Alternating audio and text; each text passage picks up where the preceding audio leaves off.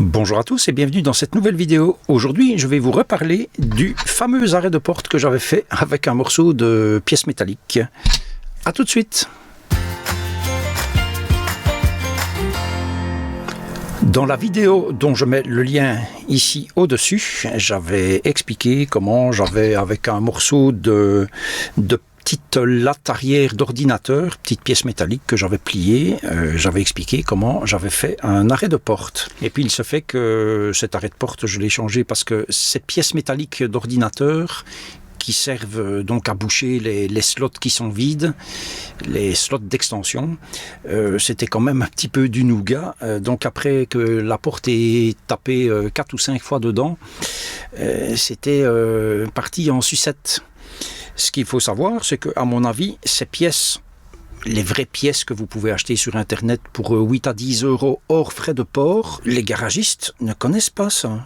Enfin, moi, mon concessionnaire Fiat, il ne connaît pas, et mon concessionnaire camping-car, je ne suis pas certain qu'ils connaissent non plus. S'il y a bien une chose qui est certaine, c'est que j'ai déjà vu qu'au garage, il donnait un grand coup pour fermer la porte avec un bon élan, et puis bam, la porte s'arrêtait là-dessus. Heureusement, la pièce attachée à la porte elle-même ne casse pas, parce que je pense que c'est assez solide, mais toujours est-il que ma pièce métallique a pris un fameux coup dans l'aile. Si vous regardez bien, voilà à quoi elle ressemble. Donc je l'avais déjà redressée une fois, et puis il se fait que bon, je ne sais plus rien faire avec ça. Alors bien sûr, vous me direz, mais pourquoi tu te fais chaque fois la même chose? Au lieu de commander la pièce sur Internet, c'est 8 euros plus les frais de port, soit beaucoup moins cher que le micro dans lequel je suis en train de parler. Vous avez 1000 fois raison, mais voilà, j'ai pas envie. Tout simplement, si j'avais trouvé cette pièce sur Amazon, honnêtement, je pense que je l'aurais acheté sur Amazon. Mais voilà, là, je n'ai pas envie. Il faut aller sur des sites en France et des sites auxquels, moi, personnellement, je ne fais pas confiance. Bref, plutôt que de refaire de nouveau une pièce en métal qui de toute façon ne tiendra guère plus de temps, je me dis pourquoi ne pas faire une pièce en 3D puisque j'ai une imprimante 3D. Alors j'ai une imprimante 3D résine et pas une imprimante 3D filament. Donc je me mets en devoir de chercher sur les divers sites, les repositories comme on dit en anglais, des sites qui vous proposent des dessins 3D tout faits, puisque moi je suis une quiche complète pour faire ça et que je n'ai pas envie de m'y mettre pour tout vous dire. Et c'est introuvable. On trouve le fichier 3D, donc en général un fichier STL, avec cette pièce sur des forums de camping-caristes. Oui, mais ils le vendent. Ils vendent le fichier. Il se fait que j'ai dans mes abonnés un certain Nico, qui a également une chaîne YouTube. Et Nico est un garçon extraordinaire. Nico est suisse, déjà, d'une très grande qualité, parce que lui, quand il dîne, c'est à midi. Comme en Belgique, et il dit 70 et il dit 80 ou 80. Donc c'est un peu plus simple que de devoir chaque fois faire la traduction. Non, je plaisante parce que dans mon cas la traduction elle est de toute façon devenue automatique, je dirais bien. Donc voilà, Nico a une chaîne YouTube également qui s'appelle Brico Nico Maker. En 3 mots. Je vous demande d'aller vous abonner à sa chaîne parce que c'est un garçon plein de talent. Il a un magnifique atelier, il travaille le bois vraiment comme un professionnel. Il est bien outillé, ce n'est pas un secret puisqu'il en parle sur sa chaîne YouTube. Il a une Shaper Origin, donc c'est une machine qui permet de faire des fraisages. J'espère que je ne dis pas de conneries, et plein d'autres trucs. Et c'est une machine extraordinaire. Moi, je reste comme un enfant quand je vois cette machine fonctionner. Et donc, il la présente sur sa chaîne également. Et donc, voilà, Nico est aussi un spécialiste du dessin 3D. Et il m'a dessiné cette fameuse pièce que maintenant j'ai réimprimée avec de la résine blanche. Voilà. Je rappelle que je dois mettre ça devant mes yeux. Autrement, vous voyez, dès que je fais ça, l'appareil voit mes yeux et il ne fait pas le point. Donc il m'a dessiné cet arrêt de porte. Alors honnêtement, il a été très vite pour faire cela, qu'il m'a dit 2 ou 3 minutes.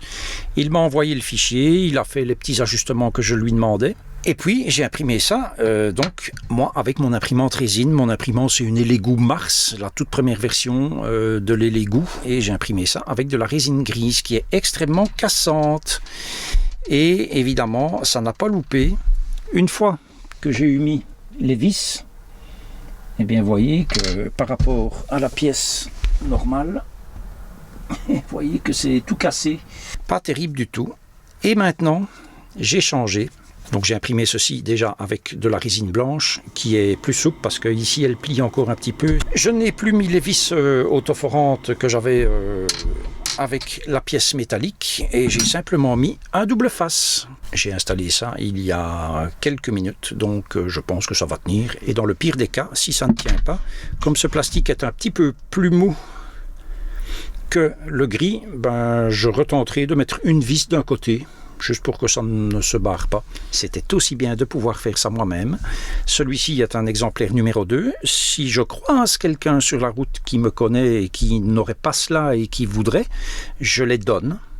D'accord? Donc je vais d'ailleurs en imprimer plusieurs. Je vais les garder dans le van et si quelqu'un que je rencontre sur un spot en veut un, je le donnerai. Ça n'est pas à vendre, c'est à donner tout simplement.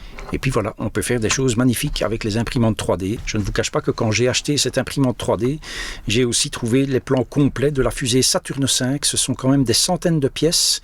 Et imprimées à la taille réelle du plan, évidemment, je crois que la fusée, elle fait plus d'1 mètre de haut. Et je pensais tout simplement mettre à l'échelle les pièces pour pouvoir les imprimer avec ma petite imprimante 3D.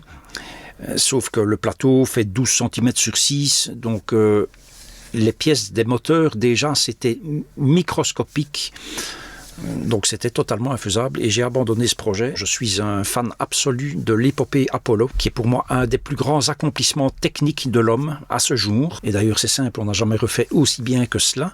Et avec des moyens techniques qui sont totalement différents de ceux qu'on a aujourd'hui. Donc voilà, moi je me souviens quand j'étais petit, Apollo 13 en 69, puisque moi je suis né en 64, et je me souviens très bien à la TV, sur une TV noir et blanc évidemment, de Neil Armstrong qui faisait ses premiers pas sur la Lune. C'était extraordinaire. Je ne suis pas un grand connaisseur de cette histoire-là, mais voilà, ça me passionne, l'espace me passionne. Et donc, les plans de ma fusée, avec son pas de tir complet, hein, ils sont stockés sur le NAS à la maison, et puis le jour où j'ai une imprimante correcte pour faire cela, ma foi, je l'imprimerai peut-être.